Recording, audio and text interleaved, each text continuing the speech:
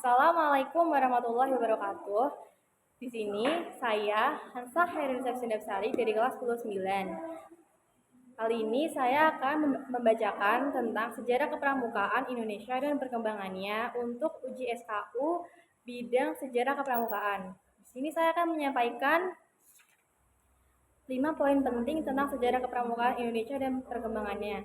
Yang pertama adalah latar belakang pramuka di Indonesia. Yang kedua ada awal mula gerakan pramuka di Indonesia.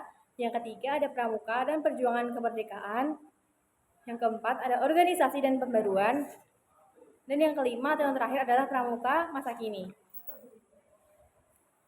Kepramukaan Indonesia dimulai pada awal abad ke-20, berawal dari gerakan pramuka dunia yang dipelopori oleh Lord Baden Powell di Inggris pada tahun 1907. Gerakan ini bertujuan untuk mendidik generasi muda agar memiliki karakter yang kuat, disiplin, dan peduli terhadap sesama dan alam.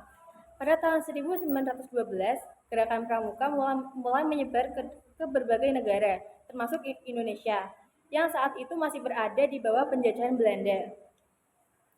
Di Indonesia sendiri, gerakan pramuka pertama kali muncul pada tahun 1912 dengan nama Jong Indonesia, yang diorganisir oleh para pemuda Indonesia yang terinspirasi oleh gerakan pramuka di luar negeri.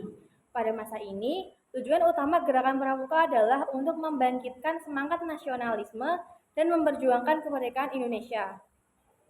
Lalu, pada 20 Mei 1928, gerakan pramuka Indonesia berkembang pesat dengan berdirinya Perhimpunan Pramuka Indonesia, yang secara resmi mengadopsi prinsip-prinsip kepramukaan Baden Powell. Kemudian, pada tahun 1930, organisasi ini digabungkan dengan beberapa organisasi pemuda lainnya menjadi Pramuka Indonesia yang lebih terstruktur. Lalu, selama masa penjajahan Belanda dan Jepang, gerakan pramuka Indonesia menjadi wadah penting bagi pemuda untuk melatih kedisiplinan dan membangkitkan semangat nasionalisme. Banyak anggota pramuka yang turut serta dalam perjuangan kemerdekaan, baik sebagai pejuang di medan perang maupun sebagai penggerak semangat perlawanan. Pramuka pada waktu itu mengajarkan keterampilan hidup yang berguna dalam perjuangan, seperti bertahan hidup, saling membantu, serta melatih fisik dan mental para pemuda untuk menghadapi situasi sulit. Setelah Indonesia merdeka pada tahun 1945, peran pramuka terus berkembang dalam membangun karakter bangsa. Lalu pada 14 Agustus 1961, Presiden Soekarno mengeluarkan keputusan yang mengesahkan gerakan pramuka sebagai organisasi resmi yang bersifat nasional di Indonesia. Keputusan ini menjadikan pramuka sebagai satu-satunya organisasi pramuka yang diakui oleh pemerintah Indonesia. Gerakan Pramuka Indonesia juga bergabung dengan organisasi internasional, yaitu World Scout Movement. Setelahnya, berbagai pembaruan dilakukan agar pramuka dapat berkembang sesuai dengan zaman.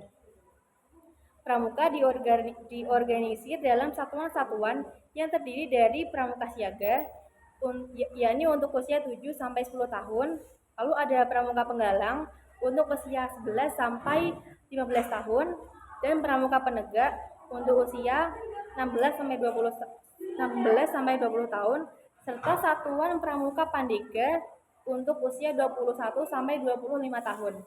Setiap kelompok ini memiliki tujuan dan kegiatan yang disesuaikan dengan usia dan tingkat perkembangan peserta didik. Saat ini, pramuka Indonesia terus berkembang sebagai wadah untuk menanamkan nilai-nilai kepramukaan yang memiliki ketakwaan, kedisiplinan, kemandirian, dan kepedulian sosial. Selain itu, pramuka juga memiliki peran penting dalam pendidikan karakter bangsa dan membentuk generasi muda yang siap menghadapi tantangan masa depan.